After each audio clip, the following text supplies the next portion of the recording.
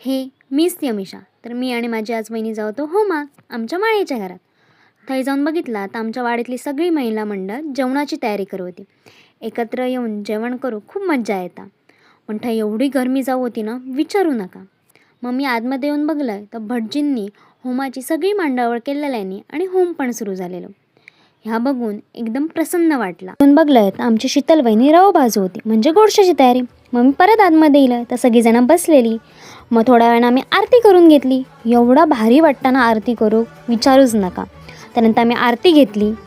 ह्यो होम आमच्या माळ्याच्या घरात 3 वर्षांनी एकदा होता. त्यामुळे मुंबईकरा सगळीजणं एकत्र येऊन खूप एन्जॉय करतो. खूप एवढा भारी वाटताना सगळी एकत्र येईल काय. त्यानंतर आम्ही सगळ्यांनी एक एक कडून पाया पडून घेतला. मी पण हे पाया पडलंय. एवढा भारी वाटला ना पाया पडा ना. त्यानंतर सगळीजणं हे पाया पडा होती म्हणून त्यांची पण एक छोटीशी क्लिप घेतलं. त्यानंतर मी होमाच्या पण पाया पडलाय. नंतर सगळीकडे जेवणाची लगबग सुरू झाली. मम्मी आणि वहिनी पण जेवून घेतला. जिलेबी पण होती.